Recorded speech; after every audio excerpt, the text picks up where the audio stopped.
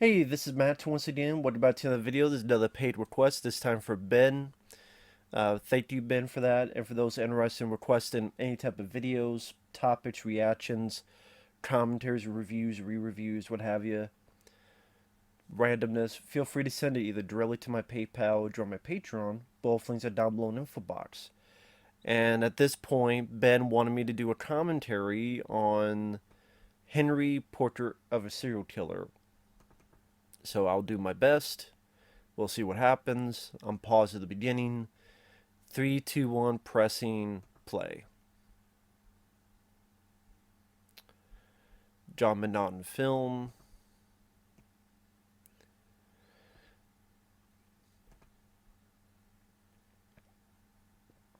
Here we did this very creepy, eerie musical score, which I think they did a bang-up job on. I mean, the score from the initial get-go gives you this unsettling feeling. This isn't meant to be a fun film. It's not a slasher film. It's loosely based on a real life. But this type of guy does exist, of course. Robert McNaughton with Ken Hale and Stephen A. Jones did a very nice job on the musical score. But like I said, it's very, very loosely based on Henry Lee Lucas. I remember the tagline mentioned Freddy and Jason, and the difference is this guy is real. Which is true in the fact of these type of guys are out there and have been out there and probably, not probably, are currently still out there.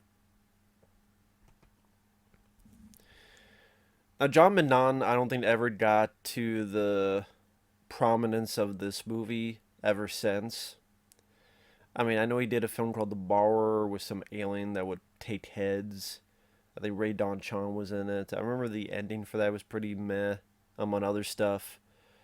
Then you had, what else did you have? You had Mad Dog and Glory, Bill Murray, and Robert De Niro. Like I said, nothing ever up to this. I know for a brief bit there was talks of him doing a prequel with Robert Englund about Freddy Krueger before he became the Dream Maniac himself. I just people thought like imagine this type of film with Robert Englund. I could see that possible potential, but it would never be that way. Either it'd be a rip off of this movie, but I don't think they would even come close to getting that. It would be probably more Hollywood stylized. I know there's a sequel in name. There's a name only sequel to this as well. But from what I understand, this was made around '86 and didn't really get much of a release until 1990. Probably because the ratings board and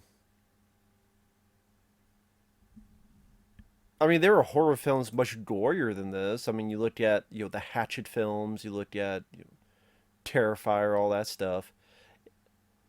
It's just that this is more unsettling because of how real it kind of feels.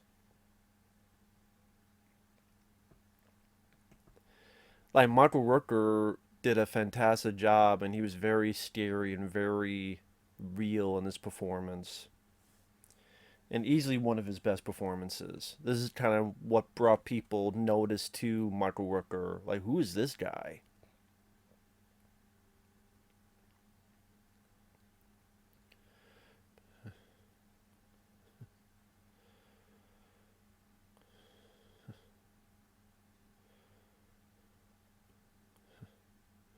And it's an interesting way of doing these murders where you don't see the act, you see the aftermath, and you hear what transpired, but you just see the aftermath. It's almost as if we're going to do that to try to get away from. It's violent, but you're not seeing the act of violence. So I don't know. It's just an interesting, different way of doing it. You see that multiple times where there are violent acts, but it's a lot of sort of the aftermath of what this guy's done and the carnage he's left behind. And that phone ringing, it could be, it was what, a motel room, what, checkup, wake up call. And this is pretty grisly makeup effects. Like that sort of violence there. I mean, piece of glass, piece of bottle into a person's face.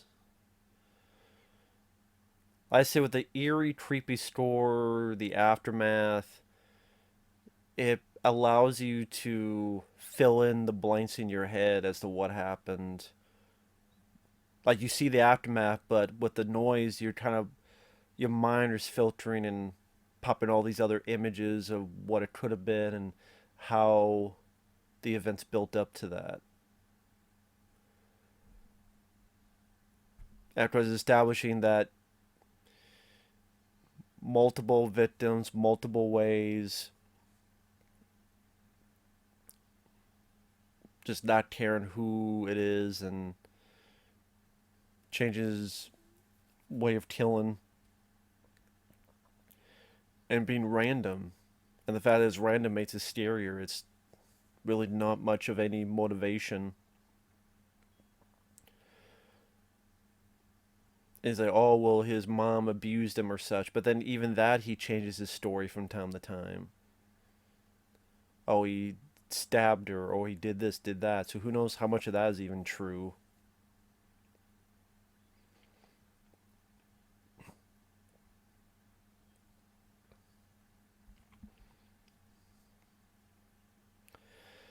And Michael Rooker is one of those actors I've always enjoyed. I mean, the first thing I saw him in was Cliffhanger with Sylvester Stallone. And I love Cliffhanger. And as the movie goes on, I mean, as his career goes on, he would be in Days of Thunder before, after this, but before Cliffhanger was in Days of Thunder with Tom Cruise. He was in Slither, which got worked with James Gunn, then got him into the Guardians of the Galaxy films. It was in the opening bit of the new Suicide Squad movie. He was in this Jean-Claude Van Damme film called Replicant, which I thought was a good one. He was in this like very, very low budget Predator type of ripoff called Skeleton Man. He was in this film with Robert Patrick where they faced off against each other. I forget the name of the movie.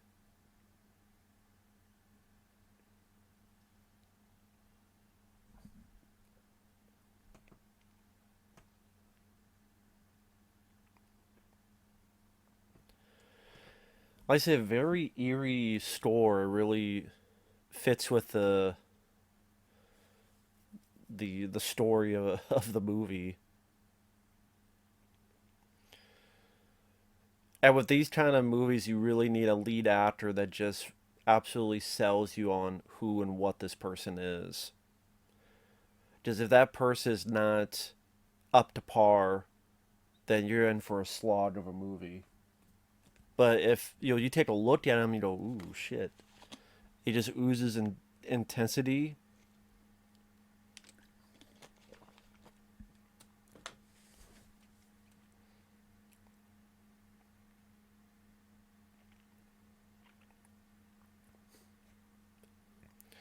See, that's all interesting bit there where, okay, he's going to get another victim, he's going to get another victim. Oh, nope, she's not alone. She doesn't live alone. I'll move on.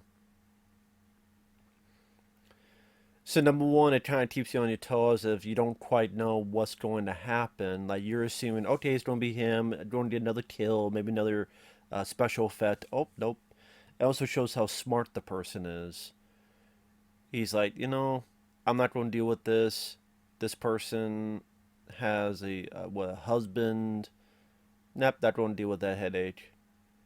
Because lo and behold, as we just saw, there's a hitchhiker that he could just. And we don't even need to see. Like we just know that she's fucked. We just know it.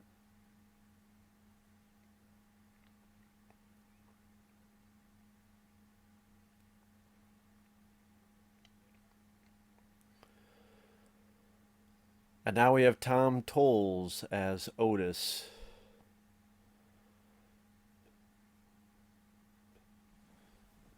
Another good actor. He's been quite a bit of stuff, Towles. And I'm trying to see if I can maybe get some info about the movie. So I'm not just sitting here in silence. I know it's pretty dark, but I figure, you know what, it kind of fits the mood of the film.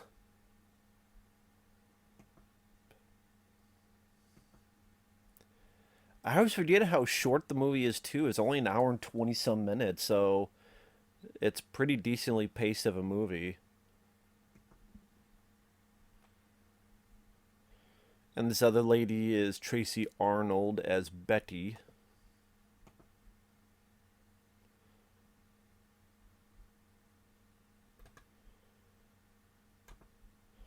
Characters of Henry and Otis are loosely based on convicted real-life serial killers Henry Lee Lucas and Otis Toole. Filmed in '85, but difficulty finding the film distributor. Played in festivals. It was rated X, which brought up his controversy.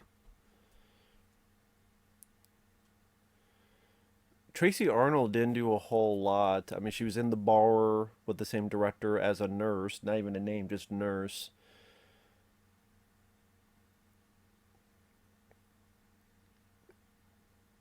She was in an episode of Baywatch, and then she was in a couple films no one's heard of.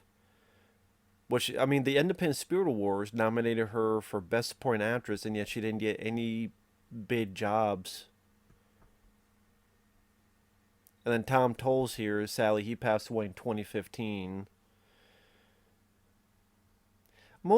They may remember him in the remake of Night of the Living Dead as Cooper. And Towles did a good job in that movie.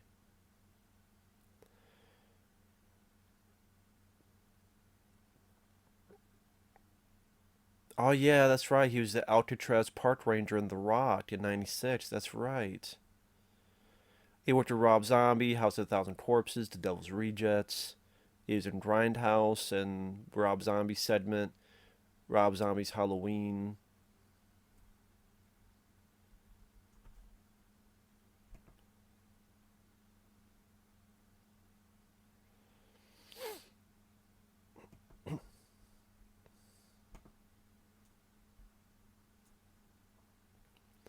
Shot on 60mm in less than a month with a budget of $110,000.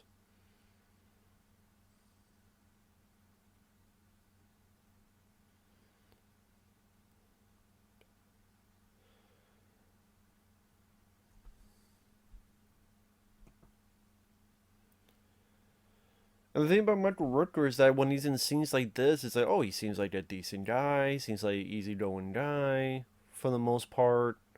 Maybe a bit shy, but it's, you know, the disarming quality where, you know, he can act like that, and then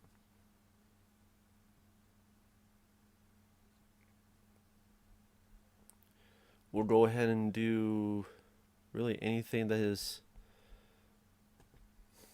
he feels like.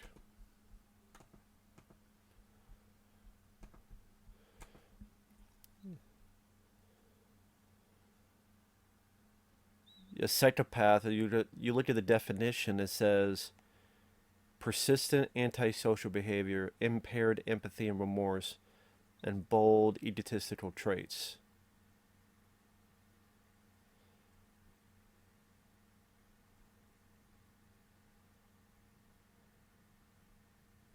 Lack of empathy.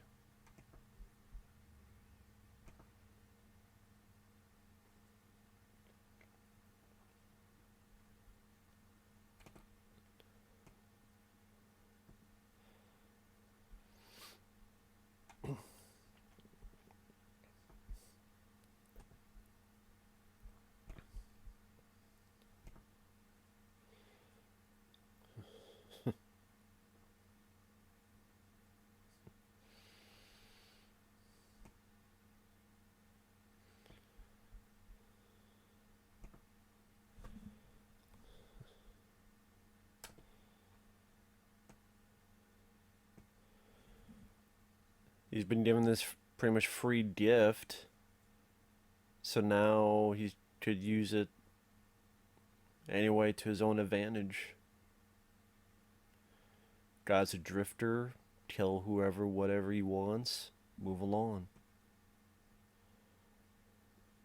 We don't hear the dialogue, but it could come up with any number of things. Hey, we just found out that a lot of people in the neighborhood is having bud problems.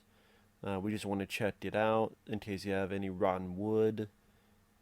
I'll take care of it for you. It's free of charge. Fade out. And we can gather what the hell happened in there.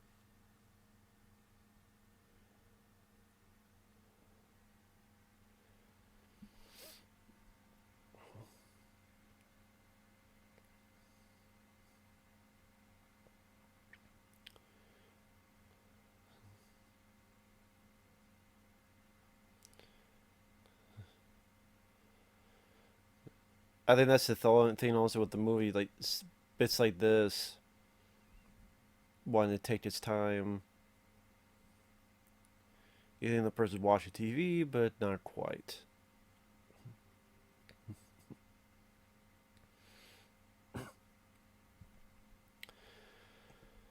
I think it's an interesting way of doing it where you see, for the most part, the aftermath and you just hear. Like, you get these marks on her face, like cigarette type of burns, cigarette lighter thing. Like a car cigarette lighter. I don't know what else it would be.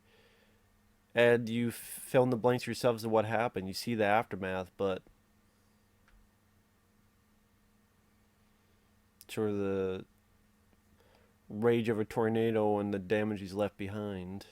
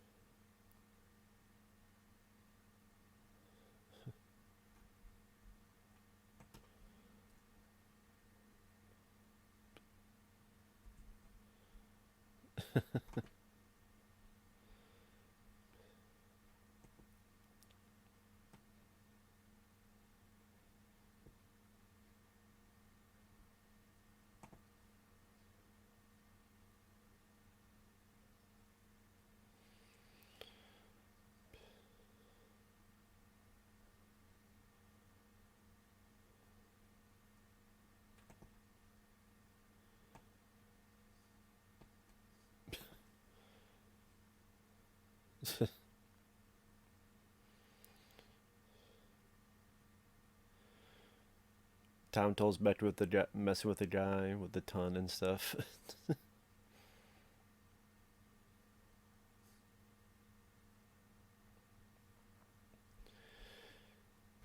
But just looking a bit into this, it says in 1984, executive producers hired John McNaughton, a former delivery man for their video equipment retail business, to direct a documentary about gangsters in Chicago during the 1930s. It was a moderate success, so they kept McNaughton as a director for a second documentary about the Chicago wrestling scene in the 50s. Vintage wrestling tapes have been discovered, and the owner was willing to sell them to the brothers who was producing it for use in the documentary. However, after financing was in place, the owner doubled the price, and the brothers pulled out of the deal. With the documentary canceled, McNaughton decided that the money for the documentary could instead be used to finance a feature film. So they gave him $110,000 to make a bloody horror film. The director knew the budget would be too small for a horror film about aliens or monsters and was unsure how to proceed until he saw an episode of 2020 about the serial killer Henry Lee Lucas. So he decided to tell a fictional version of Lucas's crimes. In the meantime, the Ali brothers brought Stephen A. Jones to the project as a producer, who hired Richard Fire to work as McNaughton's co-writer. It was shot on 60mm in 28 days in 1985. Costs were cut by employing family and friends whenever possible, and having those on screen use their own possessions. The dead couple in the bar at the start of the film are the parents of director John McNaughton's best friend. The bar itself is where McNaughton had once worked. His close friend Mary plays three different murder victims: the woman in the ditch in the opening shot, the woman with the bottle in her mouth in the toilet, and the first of the two murdered prostitutes. The woman hitchhiking was a woman with whom Manon used to work with. The clothes that Michael Rooker wears throughout the film were his own. The 1970 Chevrolet Impala that Henry drives belonged to one of the film's electricians.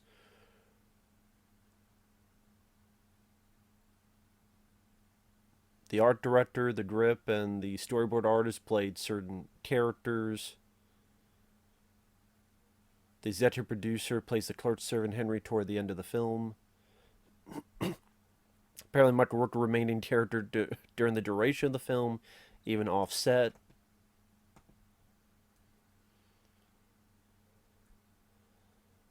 After filming was finished, there was so little money left, the film had to be edited on a rented 60mm flatbed that was set up in editor Elena Medinini's living room.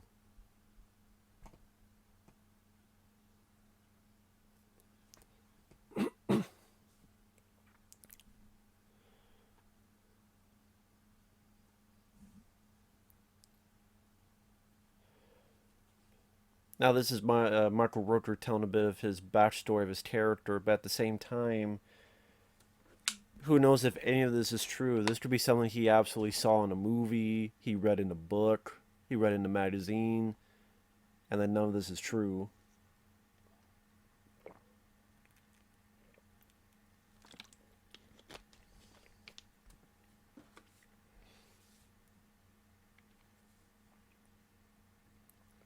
I mean, he says it in a way that makes it, one, easy to believe him, but at the same time,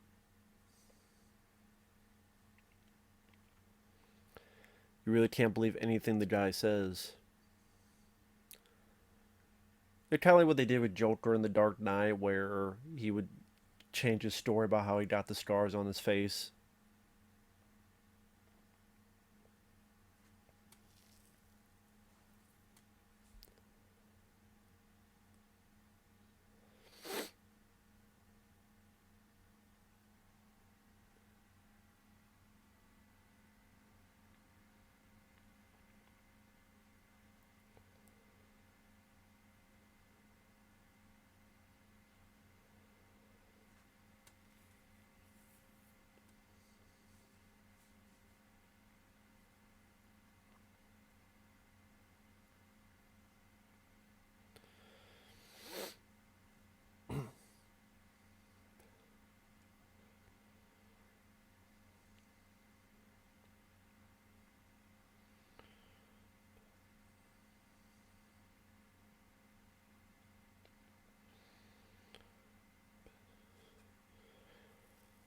So you have this lady talking about how her dad was such a sexual predator.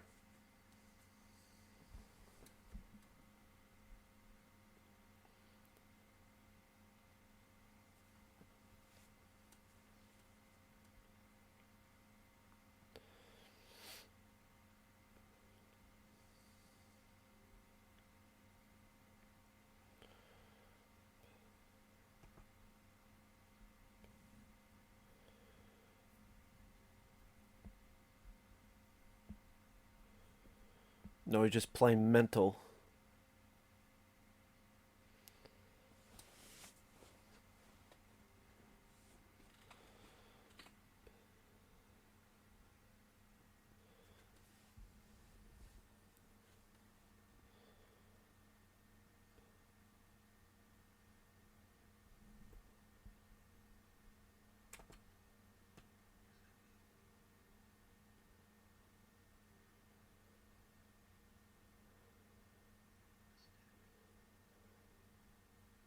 Hmm.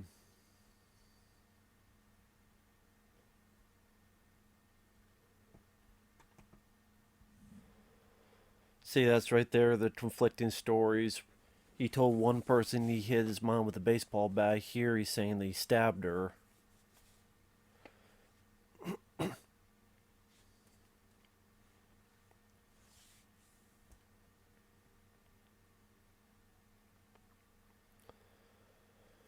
Now maybe this is like the few bits of kernel of truth.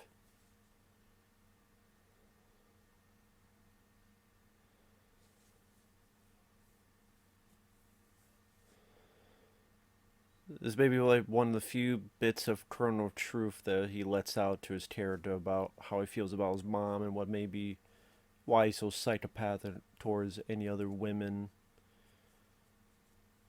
I mean, he does kill men and other people though, but it's like the victims have mainly been women. Other than that, there was what the bar where there was a guy as well, but it's mostly women.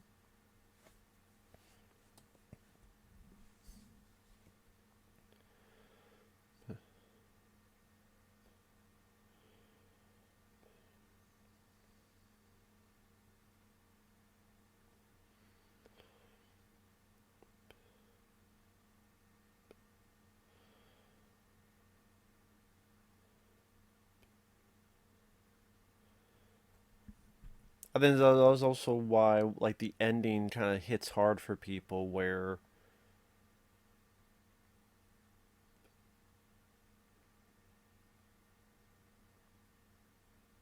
sorry, I'm listening to his Michael Rooker just fucking mesmerizing his performance.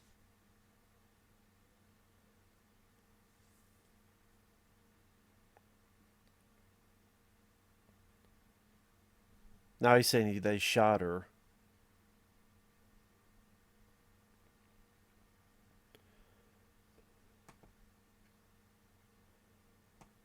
Let's see.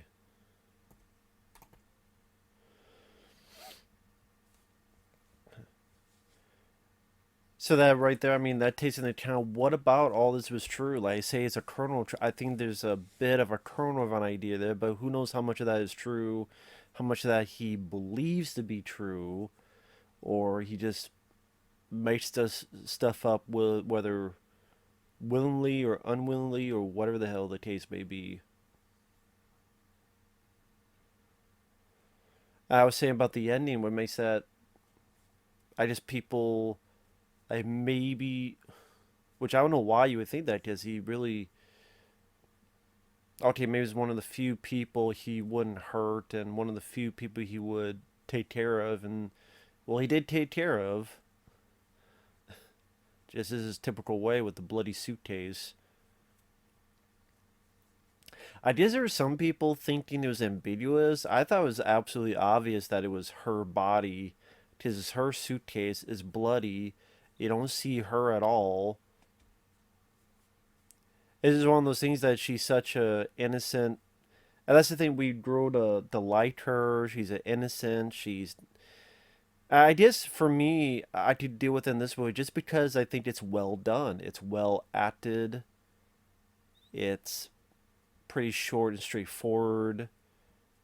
It's very competently directed for such a low budget. And like I said, Michael Rooker is such a intimidating, mesmerizing factor that just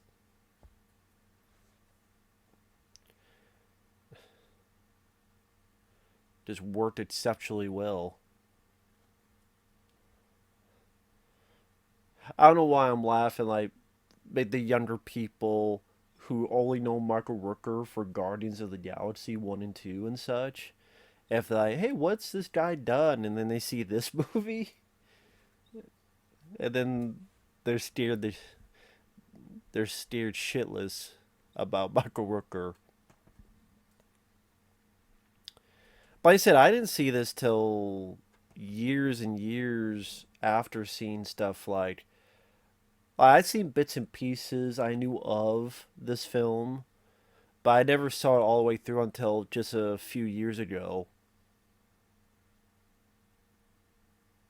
Again, I remember that simple poster of him looking in the mirror, and I think he's got the same T-shirt on.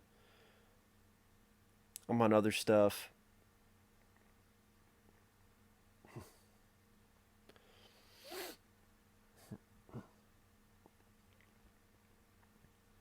I think this thing that comes up is a bit of an interesting theme with like he's defending the girl, and it's like, well, why is he defending this girl?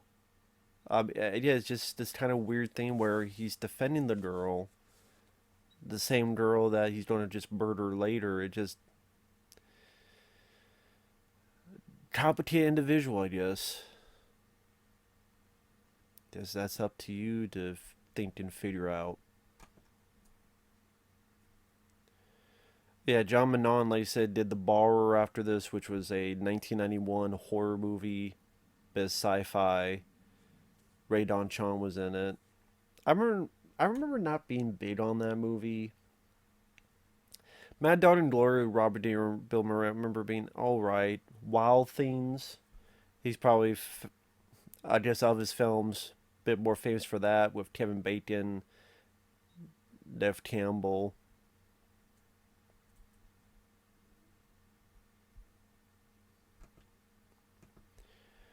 And a bunch of stuff I haven't heard of.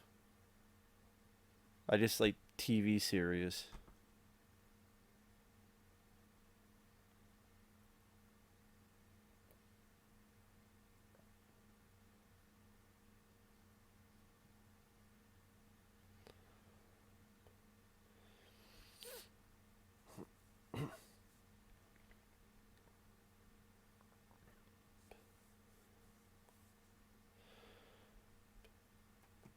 And yeah, it makes you wonder, like, why did Henry here care about that?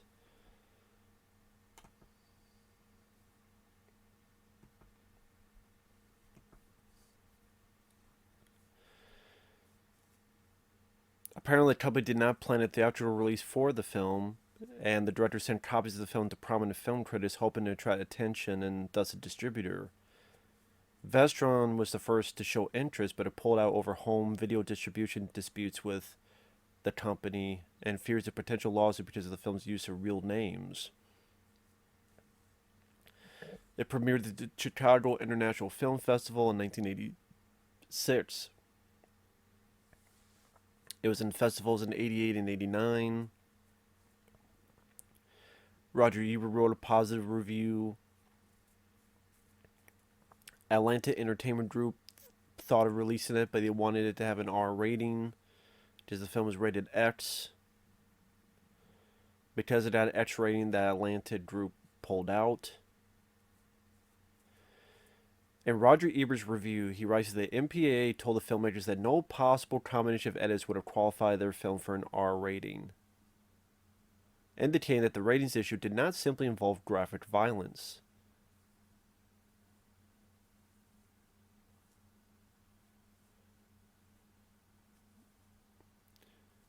It was the impetus for the creation of an adults-only rating for non-pornographic films called NC-17. Grey Cat Films picked up the film for distribution after it was screened at the 1989 Boston Film Festival. The film's theatrical premiere occurred in January 5th, 1990 in Boston, where it grossed $50,000 over the weekend. It opened at the Angelica Film Center in New York and Austin, Texas, grossing $17,000. The film eventually grossed $609,000, in part because of the continued controversies.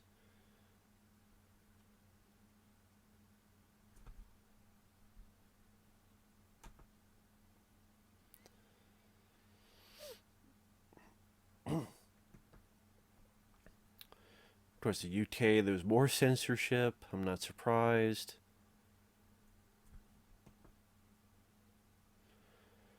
Here, Otis gets to see what Henry does one-on-one with these hookers. I forget if it was this scene or another scene. There was a bit where Tom Towles had to break a woman's neck, and he was so scared. Even when he mimicked it, he was afraid that he hurt her, and she's like, "No, no, it's fine." And he demanded for her to go to the hospital just to make sure.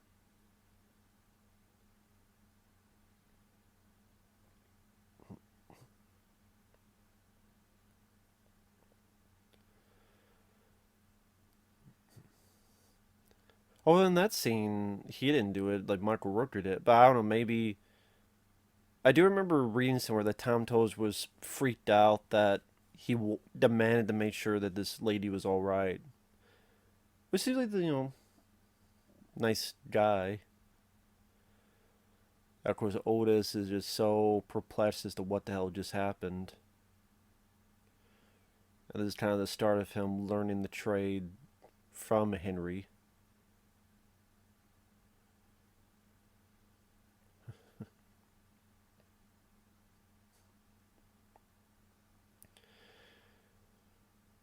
And like I said, Henry is a bit of a smart guy. Like he mentions later about how he'll kill people differently so it doesn't look like the same person, like a MO. So like one person he'll shoot, but then one person he'll strangle, one person he'll break the neck, and one person he'll stab with a bottle.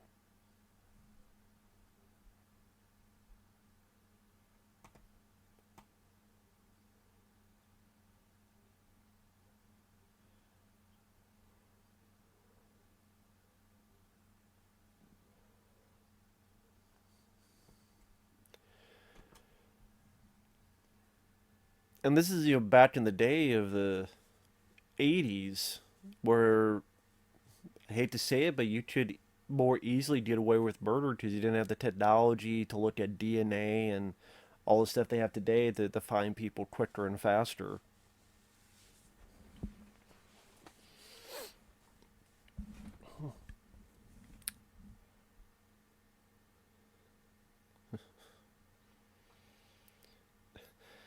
Stash Shalila, hey, you want some French fries?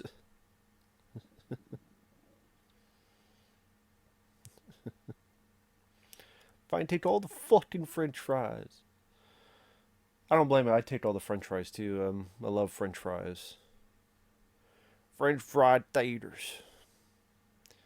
That's interesting. They were both in sync of drinking that cup. That must be kind of serendipitous, where they're both like they both drink the cup at the same time, kind of like they're in sync now. Where Otis is get a bit more in tune to what Henry does and feels and thinks.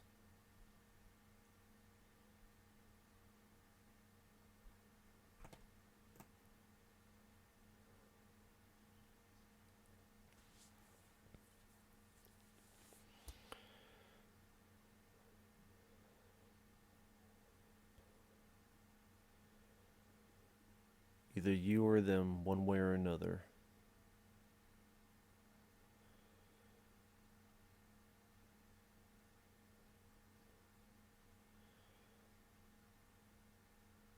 Look to the world. It's either you or them. It's either you or them. Shut up, stomach. Guess you should maybe realize I decided to eat after this and not before this. Just like I say, it's not what you would consider a fun film, and I think that's the thing with these type of movies is that this is why how do I put it? Not this is not all, of course, but there's a lot of people that are kind of lumped into this. Oh, you love these violent horror movies. That must mean you love violence in real life. I was like, no, it's completely different. Like when you watch a Friday 13th film and all this stuff, you know it's over the top, and you know that it's a bit of fantasy, and you know that you're enjoying just makeup effects and how they did makeup effects and all that stuff going on. And so that's what I mean by the fun of it. What's the fun of the next magic trick that people don't do with the makeup effects and what crazy kooky characters and all this other stuff combined, and maybe stuff that you laugh at or you laugh with, and but then you look at a film like this, it's kind of like Maniac back in the day of 1980, or what was it, Don't Go in the House. It was interesting. I forget where I heard this. Don't Go in the House was a film about a guy who had issues back in the day, would kidnap women and tie them up in a room, and he decked out the room in a way where he had to use a flamethrower, and the room would not catch on fire and such. And so it was told much more in a quote real way, where the guy is going through his own demons and psychological breakdown and trying to be more scary, trying to be more unsettling. And the director, it opened around the same time Friday the 13th. And so he went to Friday the 13th screening, and people were hooping and hollering and cheering and, yeah, and big old like a party. But then he went to a screening of his film, and people were just dead silence. And he kind of thought, oh, okay, I know that my film's not going to do well. And that film, Friday the 13th, is going to do well. Because in a way, those are more of the crowd pleaser, while this is stuff that we don't want to admit is real, even though we know it's real and you hear about it on the news, TV, radio, but at the same time, it is true and it's effective. And here we have this scene here where Otis wants to get a new TV.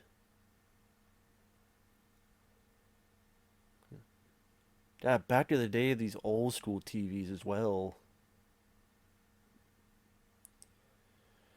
I mean, nowadays you think of a TV, they have a flat screen, and now we have these big, heavy boxes.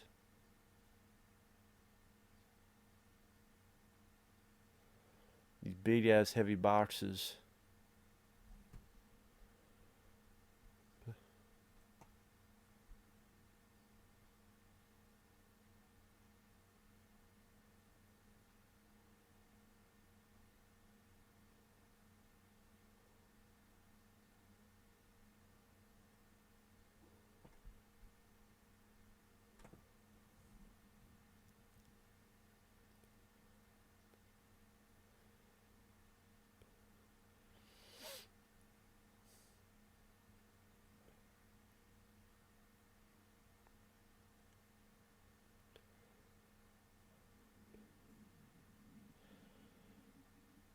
Seen this.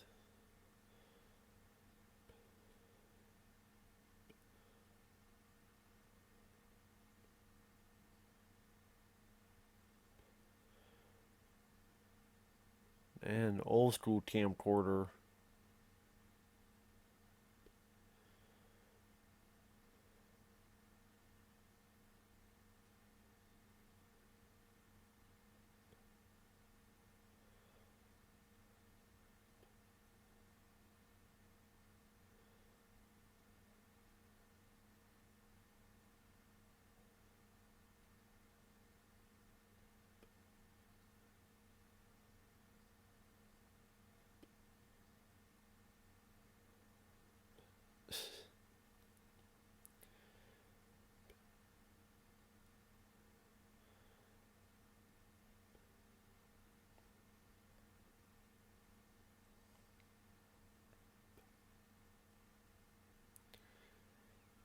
This guy just pushing it and pushing it.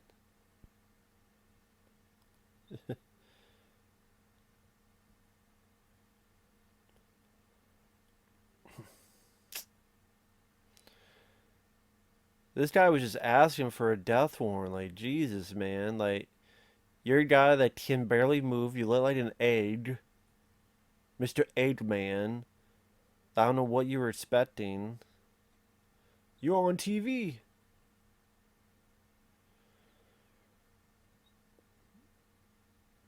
Plugged it in.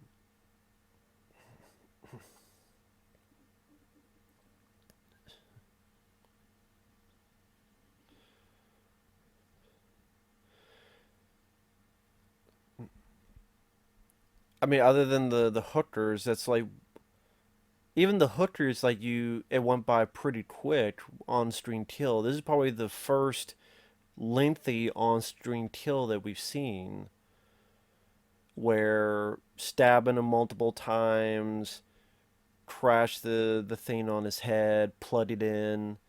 Like usually so far, there's been the most violent death, as in kind of step by step what they're doing, and uh, interesting that the choice was a man. But of course, it was like the guy that really personally pissed him off and messed with him and such. And of course, his camcorder will be utilized later in probably the most infamous scene in the movie. And you tell that Michael Rooker's not really appreciating into this as much as other people would. As much as he keeps wiping it off and is not really into it.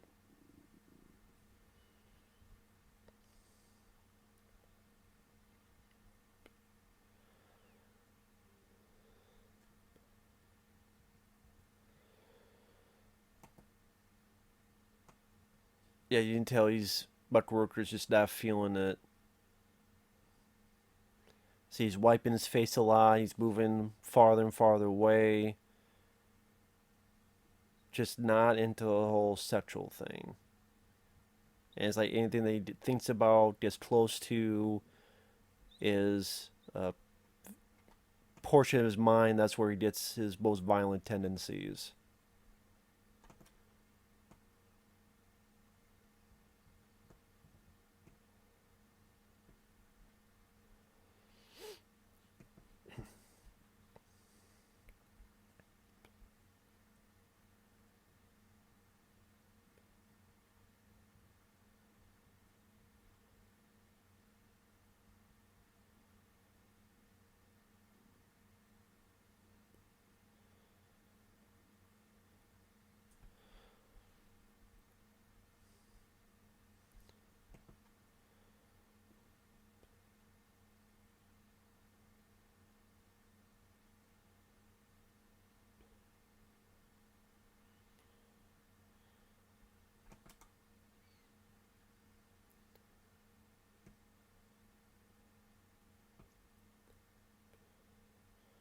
Sorry, I was listening to the dialogue. It's been a while because this is him talking to his parole officer.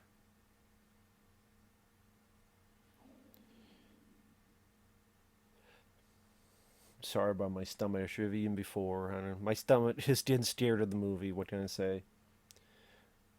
I'm not steered. My stomach is steered. So sorry, I just don't have to deal with it. Well, I do wonder why we needed that scene there with the parole officer. Like, what did that really entail?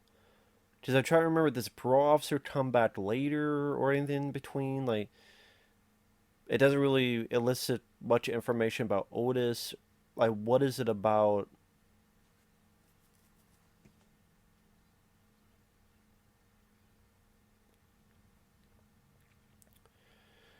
That's also just a bit of detail. Like, that scene makes sense because it gives a bit of detail of Otis, like, what kind of person Otis is. In prison, did he have a craving for men as well?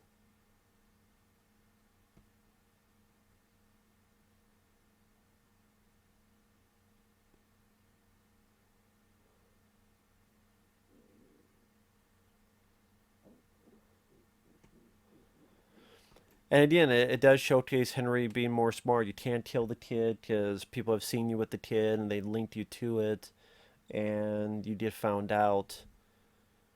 So if you want to kill, you kill someone random.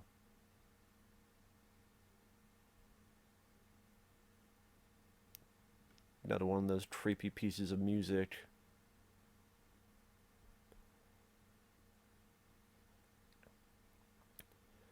Just searching for a random victim. I mean, the randomness is what makes it scarier because it could be anybody at any time at any moment.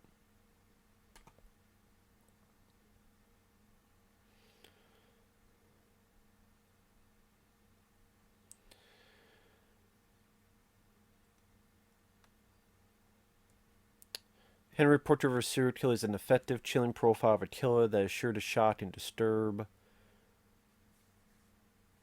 Roger Ebert called Henry a very good film, low budget tour de force, attempts to deal honestly with his subject matter instead of trying to sugarcoat violence as most slasher films do. A powerful and important film, brilliantly acted and directed. Fritz Lang's sense of predetermination with the freshness of John Cassavetes. Is in the book 1001 Movies You Must See Before You Die. Henry evokes horror through gritty realism and excellent acting. The film is not fun to watch, but is important, and that it forces viewers into questioning our cultural fascination with serial killers.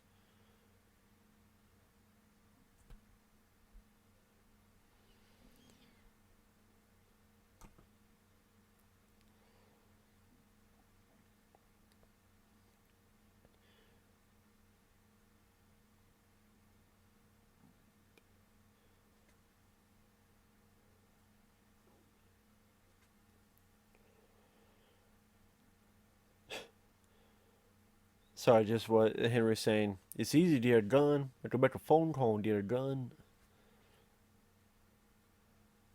Might still be that easy today. Definitely that easy back then.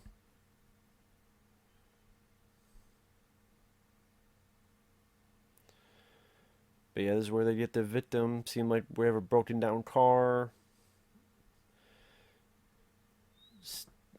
Oh, this is where the guy's trying to be nice, trying to help him. He gets shot for his troubles.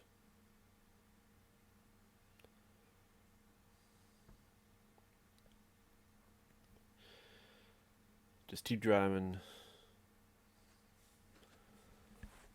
Poor some bitch.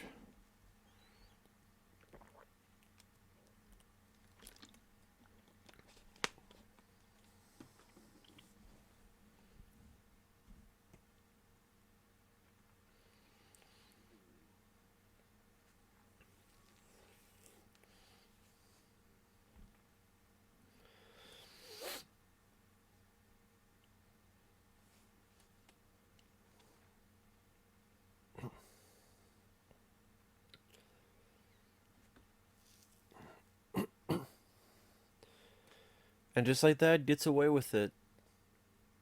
Again, before the days of having security cameras everywhere, anything and everything in between. Just do that, get away with it.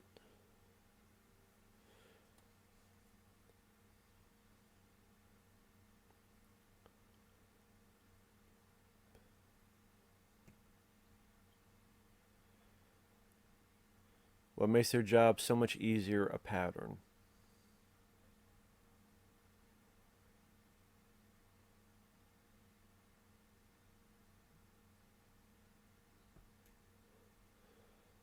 You tell that Otis is a little bit scared of Henry. There are times he'll mouth off and then quickly apologize or go, oh, nothing.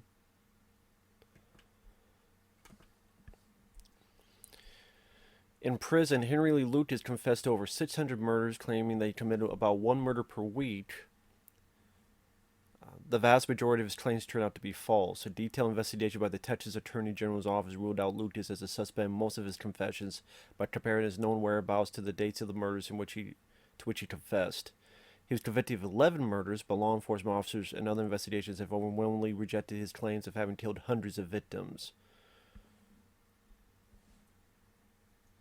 Reliable physical evidence linked Lucas to 3 murders. Some say he committed between 2 and 40 murders. Lucas confessed to almost every unsolved murder brought before him, often with the collusion of police officers who wanted to clear their files of unresolved or cold cases. Lucas reported that the false confessions ensured better conditions for him, as law enforcement officers would offer him incentives to confess to crimes that he did not commit. Such confessions also increased his fame with the public. He was ultimately convicted of 11 murders and sentenced to death for the murder of an unidentified female victim known only as Orange Socks. His death sentence was commuted to life in prison by Texas Governor George W. Bush in 1998. Why? Fucking George W. Idiot. Died in prison of heart failure on March 13, 2001. The character shares many biographical concurrences with Lucas himself, but the film is based on Lucas's violent fantasies and confessions rather than the crimes for which he was convicted. Lucas became acquainted with a drifter and prostitute named Ottis Toole, whom he had met in a soup kitchen. In the film, the character's name is Otis, and he meets Henry in prison. Lucas abused Toole's 12-year-old niece, who lived with Lucas and Toole for many years. As in the film, Powell is referred to as Becky rather than her given name. Lucas's mother was a violent prostitute, often forced him to watch her while she had sex with clients, sometimes while wearing girls' clothing. Lucas's father lost both of his legs after being struck by a freight train. The character relates a similar story.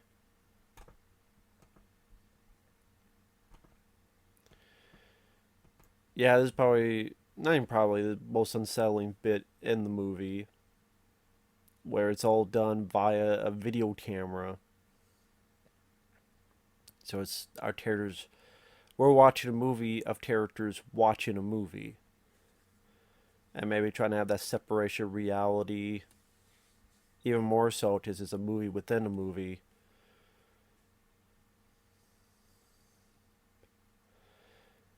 And of course, the whole even more thing is that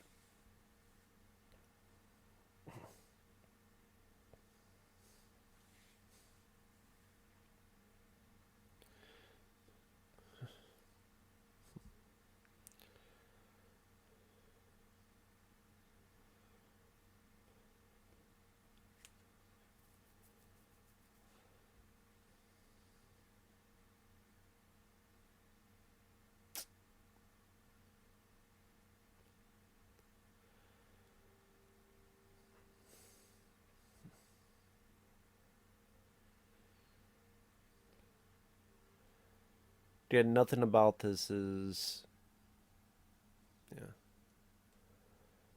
And then the thing of it is that after the fact is when the guy rewinds it and goes, "I want to watch it again." I mean, there's not much to say about this scene. The scene kind of says it all. I guess for those who haven't seen the film, it's pretty much these two videotaping the rape and murder of a family. And Otis is having fun, waving the arm and playing with the body, all that stuff. There was a younger son who Henry just broke the neck. Henry killed the dad. And they're watching the film on the couch.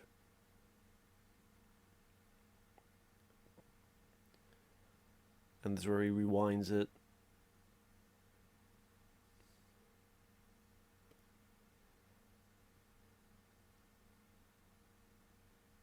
I want to see it again.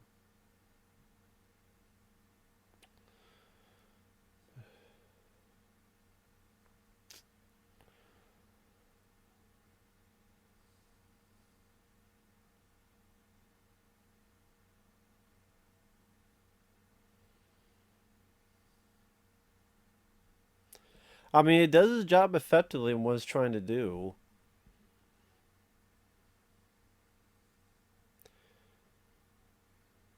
It's a very hard film to watch. It's a very eerie film to watch.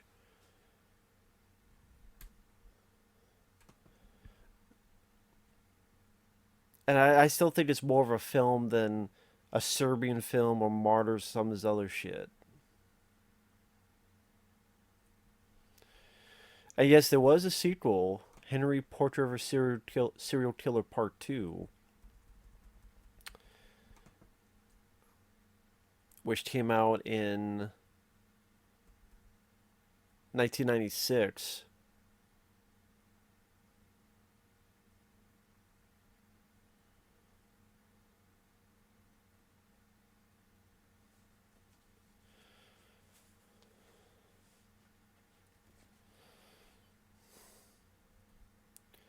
I think I read somewhere there was talks of a sequel with Michael Rooker at one point, but it was, or at least with the director coming back, it was about how Henry would do his killing spree, but then he would get caught, and about how famous he got because of the media.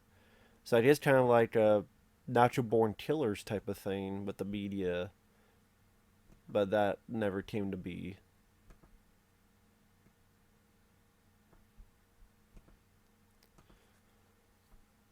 Yeah, he's not Freddy, he's not Jason, he's real. That was the tagline. Has a 7.0 on IMDb.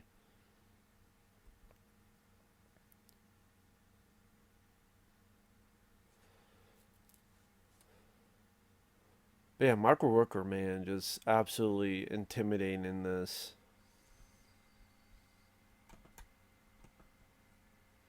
It's the type of film that you watch and you want to have a shower afterwards. In 2005, a special 20th there was a 20th anniversary 2-disc DVD by Dark Sky Films. DVD includes a newly recorded commentary from John McNaughton, a 50-minute making of documentary. I don't have that DVD. I'm watching this online. A 50-minute making of documentary, a 23-minute documentary by Henry Lee Lucas, 21 minutes of deleted scenes with commentary by Madonna, a stills gallery and prints of the original storyboards, reversible cover. Yeah, I do not have that DVD.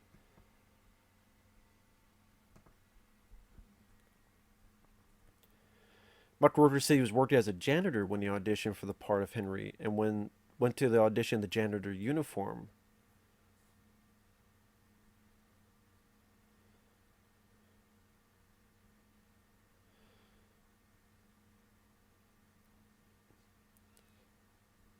The music of the film was mixed in a recording studio in Chicago run by rock and roll Christians, and they were quite in shock when they saw the film.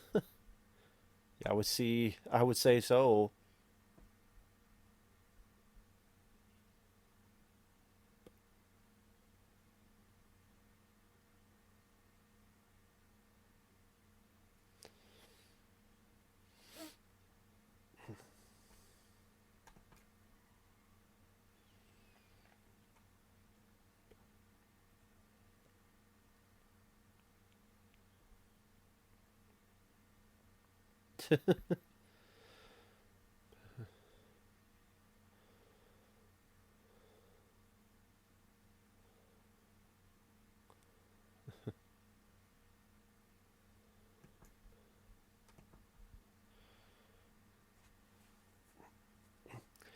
Let's see. Sorry, looking through some trivia. The four murder scenes in the first few minutes of the movie are all based on real life murders, which Henry Lee Lucas claimed to have committed.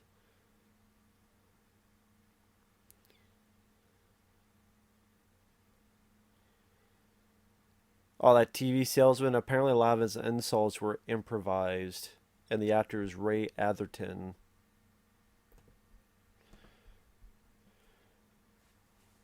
During this release, Limbo, footage circulated around Hollywood, which is how Michael Rooker got some movie roles, including Eight Men Out from 1988.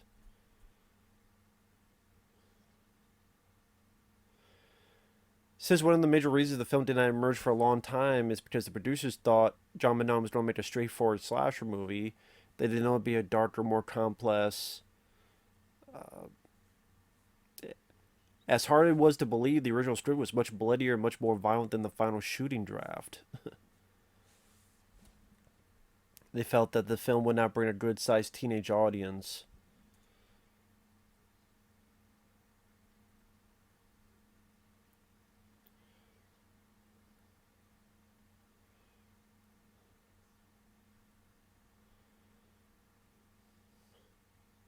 Composer Robert Bernard could not watch the film all the way through upon first seeing it, and Tom Towles has only ever seen the film once at the Splatterfest Film Festival in 1990. John McNaughton originally intended to shoot the entire film with a handheld camera, so as to give a look and feel of a fly on the wall documentary. A week before film began, the DP had to drop out of the project and was left without a director of photography. So they decided that he hired another guy and decided to abandon the handheld idea and go in the opposite direction, never using a handheld at all and ensuring very exact, very rigid framing throughout the film. I mean, other than of course, the camcorder stuff.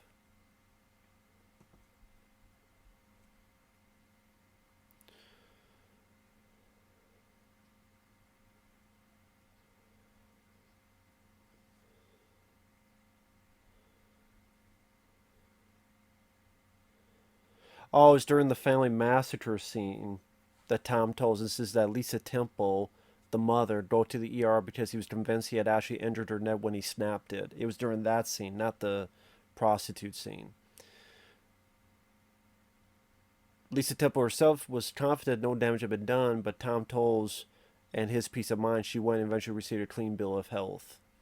So, the sound of a net breaking is really a styrofoam cup being crushed near the microphone.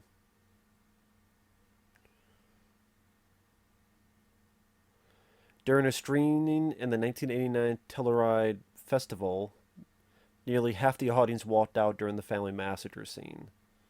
And when the film finished, it was met with complete silence. As the director was leaving, a guy approached him saying, "You can't do that." John McNaughton asked, "What do you mean?" The guy said, "You can't make a film about a murderer who gets away in the end without punishment, without any kind of moral resolution. You can't do that." And John McNaughton just said, "Well, we just did." That's pretty funny.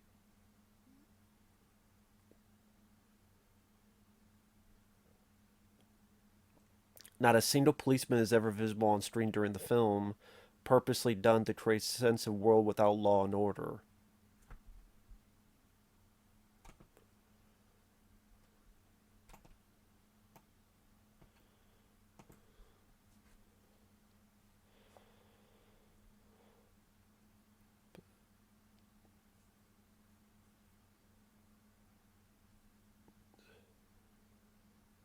Let's see.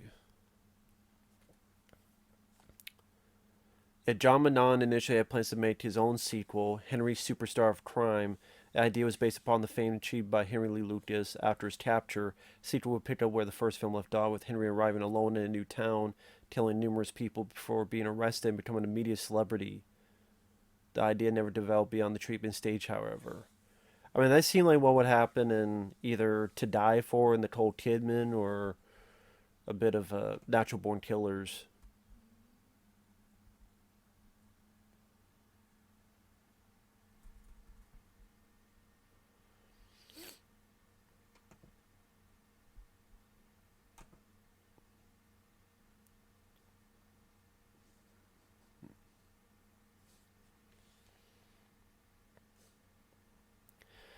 So now Henry's got this frustrated sexual violence, whatever you want to call it, that needs to unleash. And you say he doesn't want to do it there because he doesn't want to leave yet. And he knows he'd have to leave and drift off to another town. So he's going to sort of get his rocks off with whoever he can find, prowling the streets. Raw.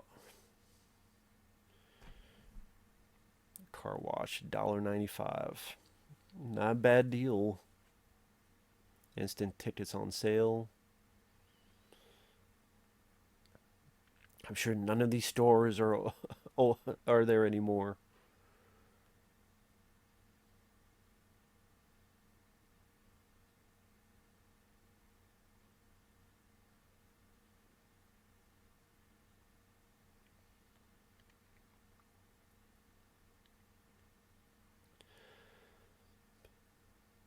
And the thing is, you don't know who he's going to attack and who he's going to kill.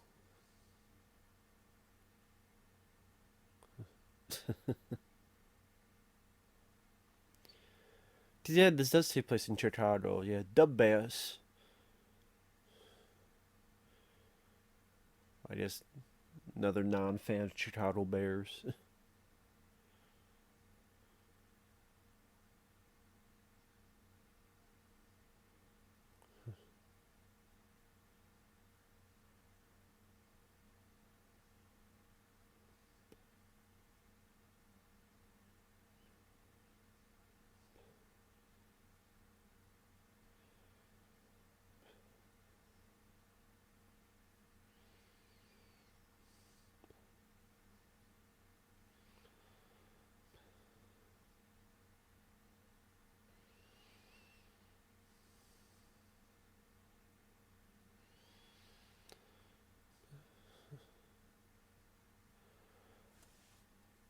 Did Dolores walk into the scary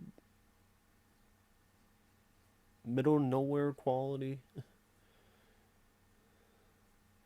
Don't walk your dog. Maybe walk your dog during the daytime, not in the middle of the night.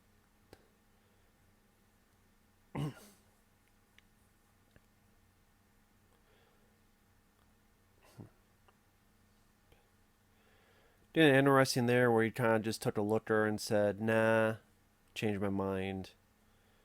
Why? You could. Maybe he doesn't want to deal with the dog. Maybe he doesn't want to deal with the headache of a dog. Maybe something else entirely. Who knows? Because we don't see that he killed anybody. Maybe he changed his mind. Maybe he didn't feel like killing them. What was it about that? I guess that's up to your interpretation. Why did he not kill that lady with the dog? Did he not want to deal with the dog? Was he not in the mood to just kill at that point? What was the deal? But I guess, hey, he didn't kill anyone, so now he's got some frustration, so he'll take it out on Towles here as we get to our finale. Yeah, there's like 12 minutes left of the film. There you go. Kick in the head. Ain't that a tick in the head?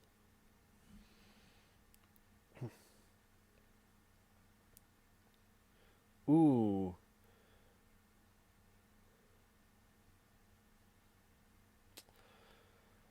Obviously, there was a fake head for the stab of the eye. It says somewhere like the fake head was like, what, $700 or something?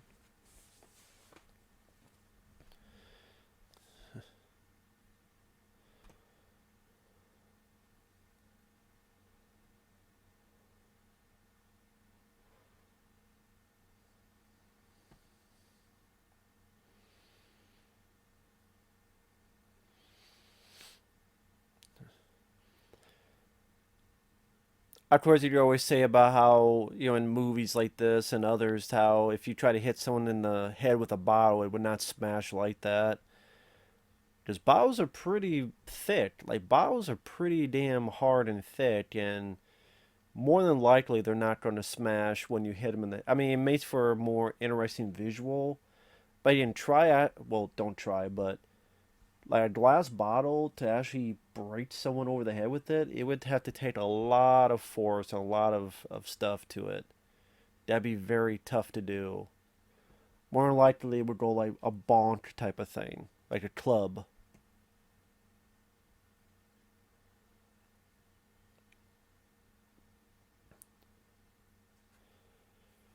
And it's also interesting that, like, at this point, now that he's killed this person, why does he just kill the girl? Why does he just kill this Becky lady right now?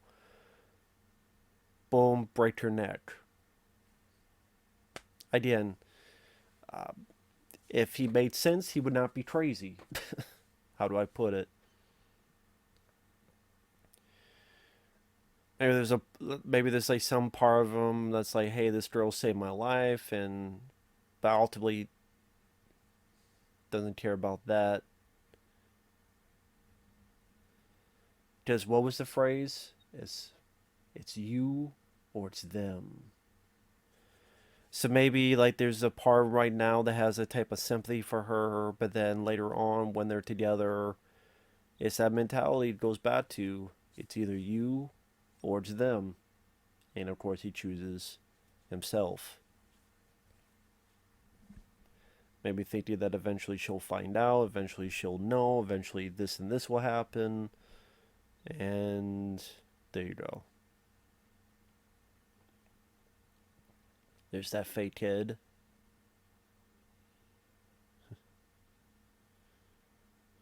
Don't lose your head, guy.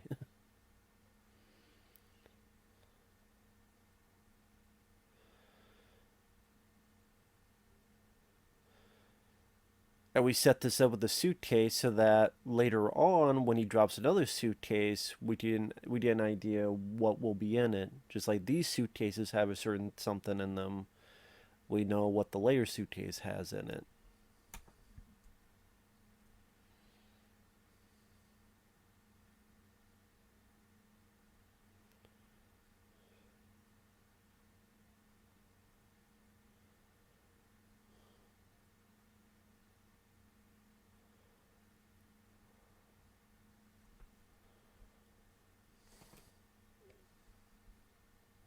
Man,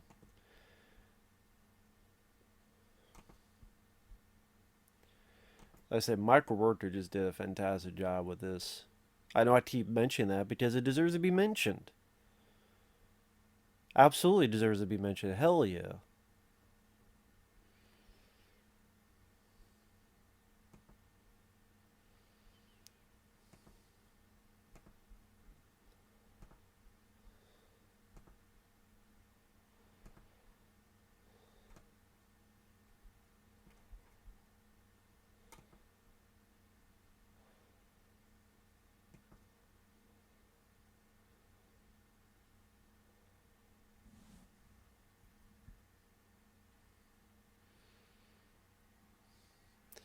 Sorry, Otis. Ciao.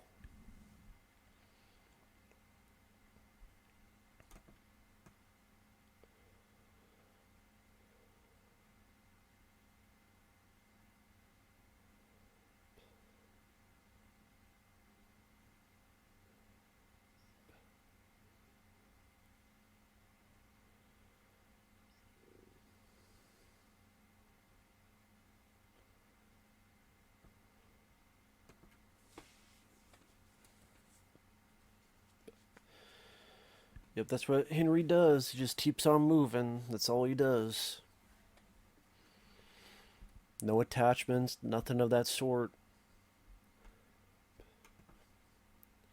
And that's why the ending, like, I wouldn't say it's a shocker because it's really the ending that makes sense. Either just like he randomly kills people, maybe a cop randomly finds out what he's doing and kills him. I mean, that would fit among his randomness from one random thing to another.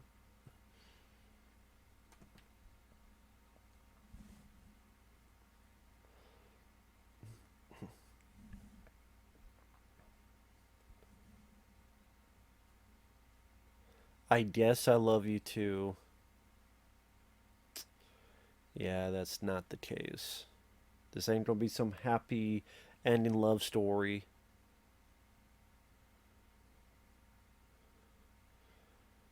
I don't know if anyone expected that. I didn't.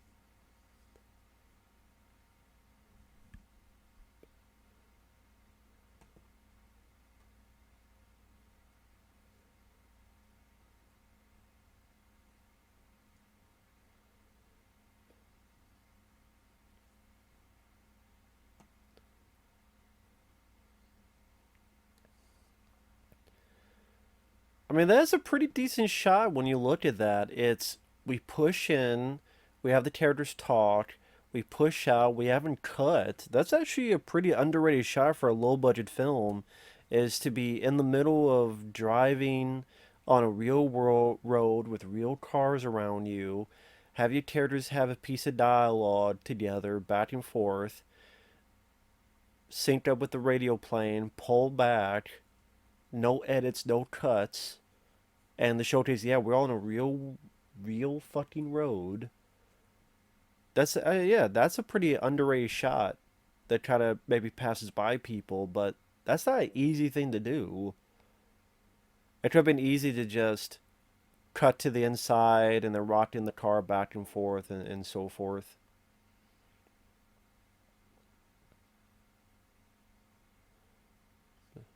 See, that seems like that would be the scene with that the poster. That's what I'm wondering. Was there a shot where he's just looking more so into the mirror? Because he was looking at it for a little bit with his arm up. I mean, like his arms down.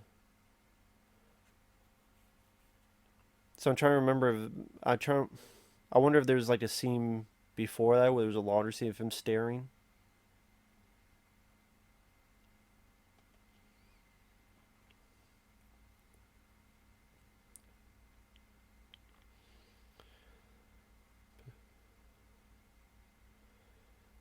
And as simple as that.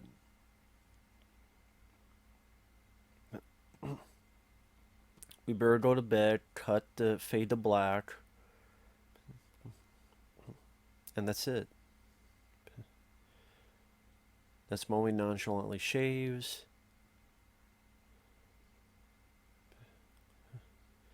You're right here, right? I guess people maybe assume she's in the car and we don't see her, but yeah.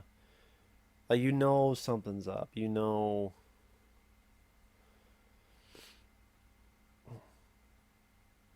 And we don't, of course, we don't see it. And right there, oh, wait a minute. There's no one else in the car.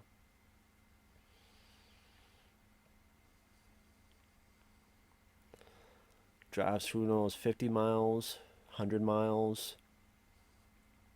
Dropped this by the side of the road. Just another piece of luggage. Maybe fell off a truck or something.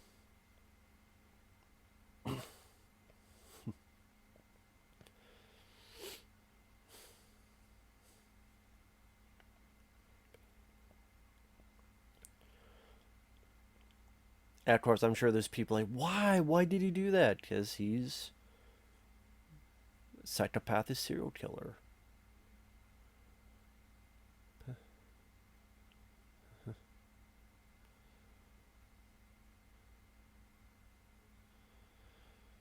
Interesting, he took like a moment to stare at it.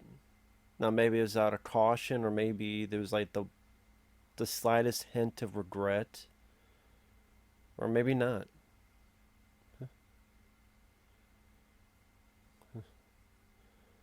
As he would put it, it's you or it's them.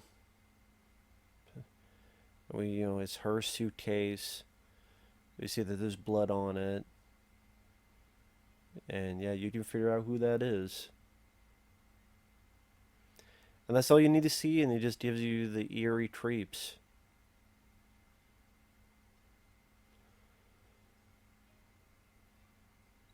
The one death we don't see, and we don't even hear. I usually like hear screams and cries. We don't hear it. Yeah, I never thought it was ambiguous. I thought it was very clear it was the Becky character. As it does give you an impactful ending. Like that's what I mean. That's why this is not a film I watch often. It's interesting. Actually, I'm watching this like the day before Thanksgiving. So happy Thanksgiving! Here's Henry's Portrait of a Serial Killer. I'm thankful that I never met a guy like that yet. So, but yeah, that was Henry Portrait of a Serial Killer. Very effective, creepy, well acted, low budget movie that is effective in being scary and done with talent. Talent in the music, direction, acting, all that combination of stuff. So, take that for what you will. Thanks for watching. Thanks once again, Ben, and we will see you guys later.